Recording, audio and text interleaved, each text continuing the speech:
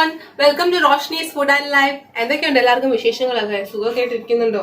എവിടെയും കുഴപ്പമില്ലല്ലോ, സുഖമായിട്ടൊക്കെ ഇരിക്കുന്നുണ്ട്. അപ്പൊ ഞാൻ ഇന്ന് വന്നിരിക്കുന്നത് ഒരു എഗ് റെസിപ്പി ആയിട്ടാണ്. നമ്മുടെ എഗ് മഞ്ചൂരിയൻ ആയിട്ടാണ് ഞാൻ ഇന്ന് എത്തിയിരിക്കുന്നത്.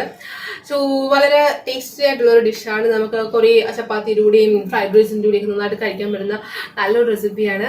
നമുക്കിത് എങ്ങനെയാണ് ഉണ്ടാക്കുന്നതെന്ന് നോക്കിയാലോ. അപ്പം നമ്മുടെ എഗ് മഞ്ചൂരിയൻ ഉണ്ടാക്കാൻ ആവശ്യമായ ഇൻഗ്രീഡിയൻസ് എന്തൊക്കെയാണെന്ന് നോക്കാം. സോ എഗ് മഞ്ചൂരിയൻ ആവശ്യമായിട്ടുള്ളത് എന്താണെന്ന് അറിയാലോ, ആദ്യം തന്നെ മുട്ട. ഞാനിവിടെ 4 മുട്ട എടുത്ത് വെച്ചിട്ടുണ്ട്. സോ അതിനോടൊപ്പം തന്നെ ഞാൻ പൊടികൾ എടുത്ത് വെച്ചിരിക്കുന്നത് മൈദ എടുത്ത് വെച്ചിട്ടുണ്ട്, അതുപോലെ തന്നെ കോൺഫ്ലവറും എടുത്ത് വെച്ചിട്ടുണ്ട്. മൈദയും കോൺഫ്ലവർ എന്ന് വെച്ചിട്ടുണ്ടെങ്കിൽ ഇതിന് ജസ്റ്റ് നമ്മൾ ഫ്രൈ ചെയ്തെടുക്കുന്നുണ്ട്. അതിനൊരു കോട്ടിങ് കൊടുക്കാൻ വേണ്ടിയിട്ട് നമ്മൾ മൈദയും കോൺഫ്ലവറും എടുത്ത് വെച്ചിരിക്കുന്നത്. പിന്നെ എന്ന് വെച്ചാൽ ഞാൻ കുറച്ച് ക്യാപ്സിക്കം അതുപോലെ തന്നെ ബെൽ പെപ്പർ എടുത്ത് വെച്ചിട്ടുണ്ട്. നമ്മുടെ yellow, red and green 3 colour ഞാൻ യൂസ് ചെയ്യുന്നുണ്ട്. അപ്പം നിങ്ങളുടെ യെല്ലോയും റെഡും ഇല്ലെങ്കിൽ ഗ്രീൻ മാത്രം യൂസ് ചെയ്താൽ മതി കേട്ടോ. പിന്നെ ഞാൻ കുറച്ച് സ്പ്രിംഗ് ഓണിയൻ എടുത്തിട്ടുണ്ട്, അതുപോലെ തന്നെ ഇഞ്ചിയും വെളുത്തുള്ളിയും എടുത്തിട്ടുണ്ട്. ഇഞ്ചി ഞാൻ വളരെ കുറച്ച് മാത്രമേ എടുത്തിട്ടുള്ളൂ. നമ്മുടെ ഇത് എഗ് മഞ്ചൂരിയന് വെളുത്തുള്ളിയുടെ ഒരു ഫ്ലേവറാണ് മുമ്പിൽ നിൽക്കുന്നത്, അതുകൊണ്ട് തന്നെ ഞാൻ കുറച്ച് കൂടുതൽ വെളുത്തുള്ളി എടുത്തിട്ടുണ്ട്. പക്ഷേ ഇഞ്ചി എന്ന് വെച്ച് കഴിഞ്ഞാൽ വളരെ ചെറിയൊരു പീസ് മാത്രമേ ഞാൻ എടുത്തിട്ടുള്ളൂ. പിന്നെ ഞാനിവിടെ യൂസ് ചെയ്തത് സൺഫ്ലവർ ഓയിലാണ്. പിന്നെ ഞാൻ കുറച്ച് പെപ്പർ പൗഡർ എടുത്തിട്ടുണ്ട്. നമ്മുടെ മുട്ടയ്ക്ക് വേണ്ടിയാണ് ആ പെപ്പർ പൗഡർ ഞാൻ എടുത്തിരിക്കുന്നത്. പിന്നെ അതിനോടൊപ്പം തന്നെ ഞാൻ സോസുകൾ ചേർക്കുന്നുണ്ട്.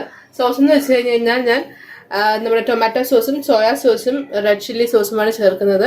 സോ അതൊക്കെ ഞാൻ നമ്മൾ ചെയ്യുന്ന സമയത്ത് ഞാൻ നിങ്ങൾക്ക് കാണിച്ചു തരുന്നതായിരിക്കും. ഞാനിവിടെ 4 മുട്ടയും എടുത്ത് ഒരു ബൗളിലാക്കിയിട്ടുണ്ട്. ഇതിലേക്ക് നമുക്ക് ആവശ്യത്തിന് ഉപ്പ് ചേർത്ത് കൊടുക്കാം. കുറച്ച് ഉപ്പ് ചേർത്താൽ മതി. കാര്യം എന്ന് വെച്ചാൽ നമ്മൾ ബാക്കി എല്ലാത്തിനും കുറച്ച് ഉപ്പ് ചേർക്കുന്നുണ്ട്. അപ്പം കുറച്ച് ഉപ്പ് ചേർത്ത് കൊടുത്താൽ മതി. ഞാൻ കുറച്ച് ഉപ്പ് ചേർത്ത് കൊടുക്കുന്നുണ്ട്.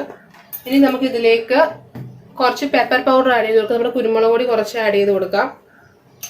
ഇത് അത്യാവശ്യം കുറച്ച് സ്പൈസി ആയിട്ടുള്ളൊരു കറിയാണ് കേട്ടോ നമ്മുടെ മഞ്ചൂരിയൻ എന്ന് പറയുന്നത്. അപ്പം ഇതിലേക്ക് കുറച്ച് പെപ്പർ പൗഡർ, ഒരു 1/4 ടീസ്പൂൺ ഒരു കുറച്ച് പെപ്പർ പൗഡർ ഇട്ട് കൊടുത്തിട്ടുണ്ട്. നമുക്ക് നന്നായിട്ടൊന്ന് ബീറ്റ് ചെയ്യാം. ഞാനൊരു വിസ്ക് ഉപയോഗിച്ച് നന്നായിട്ടൊന്ന് ബീറ്റ് ചെയ്യുന്നുണ്ട്. ഒരുപാട് അങ്ങ് പതയ്ക്കും അങ്ങനെയൊന്നും വേണ്ട. എന്നാൽ ജസ്റ്റ് ഒന്ന് എല്ലാം കൂടെ ഒന്ന് മിക്സ് ആവുന്ന രീതിയിൽ നന്നായിട്ടൊന്ന് ബീറ്റ് ചെയ്തെടുക്കാം.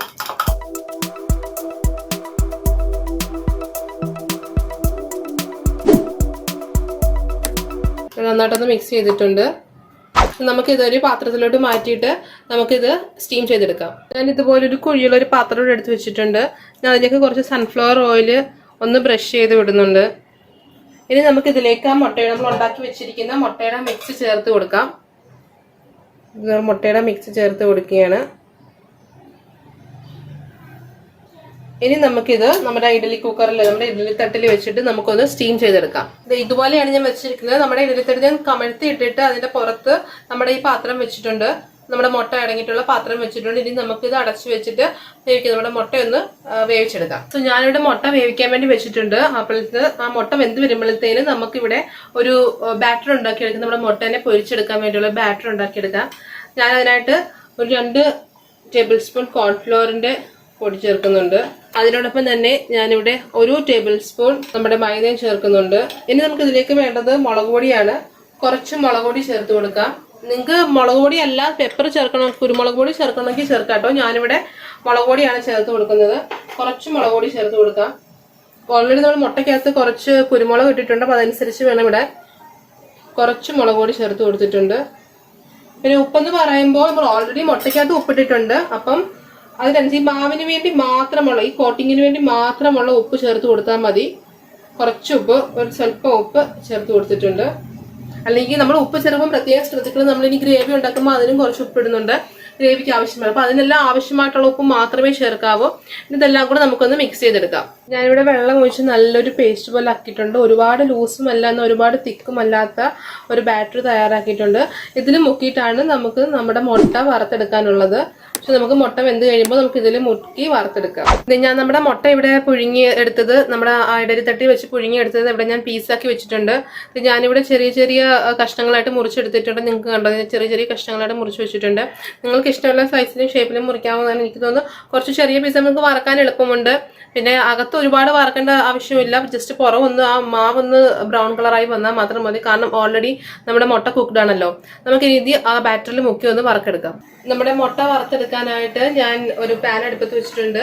പാൻ ചൂടാക്കി കഴിയുമ്പോൾ നമുക്ക് സൺഫ്ലവർ ഓയിൽ അതിലേക്ക് ഒഴിച്ചു കൊടുക്കാം. ഞാൻ സൺഫ്ലവർ ഓയിലാണ് അത് വറുത്തെടുക്കുന്നത്. അതിന്റെ മാവ് ജസ്റ്റ് ഒന്ന് മൂത്ത് വന്നാൽ മാത്രം മതി കേട്ടോ. ജസ്റ്റ് ഒന്ന് ഫ്രൈ ആയാൽ മാത്രം മതി. ഓൾറെഡി മുട്ടയൊക്കെ നല്ല വെന്തിരിക്കുന്നുണ്ട്. മാവ് ഒന്ന് ഫ്രൈ ആയാൽ മതി. കോട്ടിംഗ് ഒന്ന് മൂത്താൽ മാത്രം മതി. പാൻ ചൂടായിട്ടുണ്ട്. നമുക്ക് എണ്ണ ഒഴിച്ചു കൊടുക്കാം. എണ്ണ ചൂടായി കഴിയുമ്പോൾ നമുക്ക് ഇതൊക്കെ ഓരോന്നോരോന്നായിട്ട് നമ്മുടെ മുട്ട ഇതിലേക്ക് ഇട്ട് കൊടുക്കാവുന്നതാണ്. എണ്ണ ചൂടായിട്ടുണ്ട്, നമുക്ക് ഇതിലേക്ക് മുട്ട ഇട്ട് കൊടുക്കാം.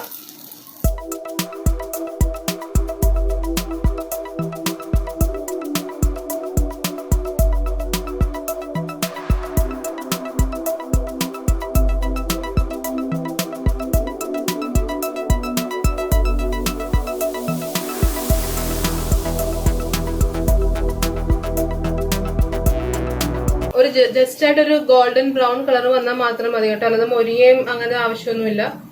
ജസ്റ്റ് അപ്പം നമുക്ക് എല്ലാ സൈഡും ഒന്ന് തിരിച്ചിട്ട് കൊടുക്കാം. ഹൈ ഫ്ലെയിമിൽ വെക്കുകയും ചെയ്തത്, ഒരു മീഡിയം ഫ്ലെയിമിലിട്ട് വേണം ചെയ്യാൻ. ഗോൾഡൻ ബ്രൗൺ കളർ ആയിട്ടുണ്ട്, നമുക്കിത് കോരി എടുക്കാം. ഇനി നമുക്കിത് കോരി മാറ്റാം.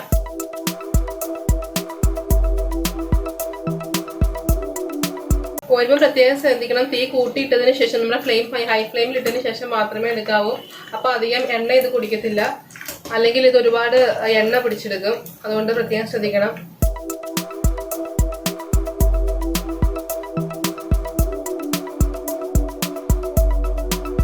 നമ്മുടെ മഞ്ചൂരിയനുള്ള മസാല റെഡി ആവാൻ വേണ്ടി ഞാനൊരു പാൻ വെച്ചിട്ടുണ്ട്. നമ്മുടെ പാൻ ചൂടായിട്ടുണ്ട്, നമുക്ക് അതിലേക്ക് സൺഫ്ലവർ ഓയിൽ ഒഴിച്ചു കൊടുക്കാം. നമ്മുടെ എണ്ണ നന്നായിട്ട് ചൂടായിട്ടുണ്ട്, നമുക്ക് അതിലേക്ക് ചേർത്ത് കൊടുക്കുന്നത് ഇഞ്ചിയും വെളുത്തുള്ളിയും നമ്മൾ ചോപ്പ് ചെയ്ത് വെച്ചിട്ടുണ്ടായിരുന്നില്ല, അതാണ് ചേർത്ത് കൊടുക്കുന്നത്. നമ്മൾ അരിഞ്ഞ് വെച്ചിട്ടുള്ള ഇഞ്ചിയും വെളുത്തുള്ളിയും ചേർത്ത് കൊടുക്കാം. ഇങ്ങനെ നന്നായിട്ട് മിക്സ് ചെയ്ത് കൊടുക്കാം.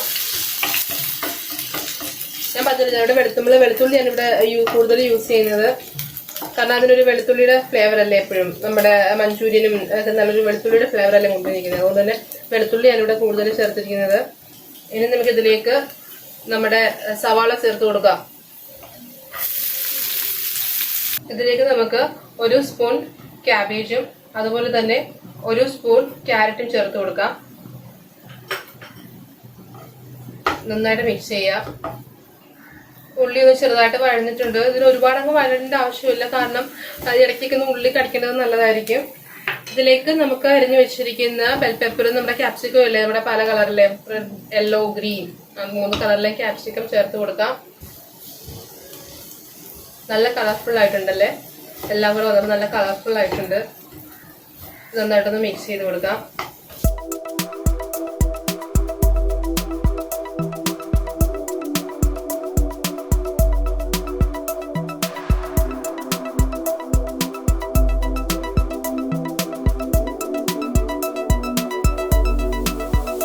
നമ്മുടെ ഈ മസാലയ്ക്ക് ആവശ്യമായിട്ടുള്ള ഉപ്പ് ചേർത്ത് കൊടുക്കാം.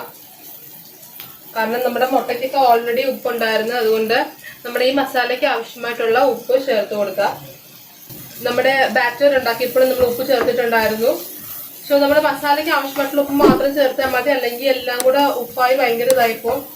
പിന്നെ അതുപോലെ നമ്മൾ സോസുകൾ ചേർക്കുന്നുണ്ട്, സോസിനും ഉപ്പുണ്ട്, കുറച്ച് സോസിനെല്ലാം കുറച്ച് സോൾട്ട് ഉണ്ട്. അപ്പം പിന്നെ നമ്മളെല്ലാം കൂടെ ഭയങ്കര ഉപ്പ് കൂടിപ്പോൾ, അതുകൊണ്ട് പ്രത്യേകം ശ്രദ്ധിച്ച് വേണം ഉപ്പ് ചേർക്കാൻ.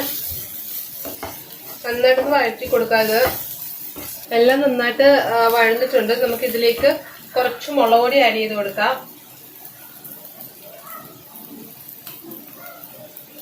കുറച്ച് മുളക് പൊടി ഞാൻ ചേർത്തിട്ടുള്ളൂ, കാരണം ഓൾറെഡി നമ്മൾ ബാറ്ററിനകത്ത് നമ്മുടെ മുട്ടയ്ക്കകത്തൊക്കെ മുളക് ചേർത്തിട്ടുണ്ട്. പിന്നെ നമ്മുടെ സോസുകളും ചേർക്കുന്നുണ്ട്, അതുകൊണ്ട് ഞാൻ കുറച്ച് മുളക് പൊടി ചേർത്തിട്ടുള്ളൂ. നമുക്കിനി ഇതിലേക്ക് സോസുകൾ ചേർത്ത് കൊടുക്കാം. ഞാനിവിടെ ടൊമാറ്റോ സോസ് ആണ് ആദ്യം ചേർക്കുന്നത്. 2 ടേബിൾ സ്പൂൺ ടൊമാറ്റോ സോസ് ആണ് ഞാനിവിടെ ചേർത്ത് കൊടുക്കുന്നത്. 2 ടേബിൾ സ്പൂൺ ടൊമാറ്റോ സോസ് ചേർത്ത് കൊടുത്തിട്ടുണ്ട്. ഇനി നമുക്ക് ചേർക്കാനുള്ളത് ചില്ലി സോസ് ആണ്. ചില്ലി സോസിന് ഞാനിവിടെ 1.5 ടേബിൾ സ്പൂൺ ചില്ലി സോസ് ചേർക്കുന്നുണ്ട്. ഇനി ഞാനിവിടെ ചേർക്കുന്നത് വെച്ച് കഴിഞ്ഞാൽ നമ്മുടെ സോയാ സോസ് ആണ്. സോയാ സോസ് ഞാൻ വളരെ കുറച്ച് മാത്രമേ ചേർക്കുന്നുള്ളൂ, അതായത് ഒരു ടീസ്പൂണോളം സോയാ സോസ് മാത്രമേ ഞാനിവിടെ ചേർക്കുന്നുള്ളൂ. ഇത് നമുക്ക് നന്നായിട്ട് മിക്സ് ചെയ്യാം.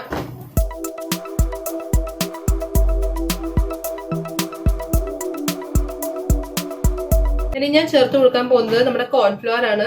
ഞാനിവിടെ ഒരു സ്പൂൺ കോൺഫ്ലവർ വെള്ളത്തിൽ നന്നായിട്ട് അരിച്ചെടുത്തിട്ടുണ്ട്. ഇത് നമുക്ക് ഇതിലേക്ക് ചേർത്ത് കൊടുക്കാം.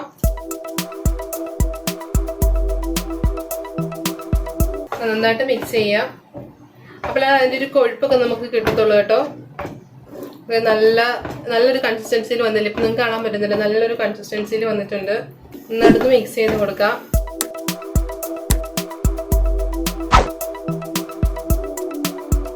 ഇതൊന്ന് ചൂടായിട്ടുണ്ട്. നമുക്കിതിലേക്ക് എടുത്ത് വെച്ചിട്ടുള്ള നമ്മൾ ഓൾറെഡി ഫ്രൈ ചെയ്ത് വെച്ചിട്ടുള്ള മുട്ടയുടെ പീസസ് ഇല്ലേ, നമ്മൾ ഫ്രൈ ചെയ്ത് വെച്ചിട്ടുള്ള ആ പീസസ് നമുക്കിതിലേക്ക് ചേർത്ത് കൊടുക്കാം.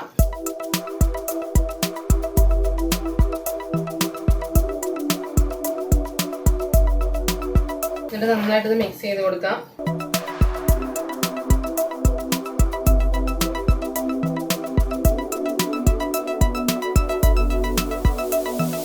സോ ലാസ്റ്റ് നമുക്ക് കുറച്ച് സ്പ്രിംഗ് ഓണിയൻ ഇട്ട് കൊടുത്തിട്ടുണ്ട്. ഞാൻ ലാസ്റ്റ് കുറച്ച് സ്പ്രിംഗ് ഓണിയൻ സ്പ്രിങ്കിൾ ചെയ്ത് കൊടുത്തിട്ടുണ്ട്.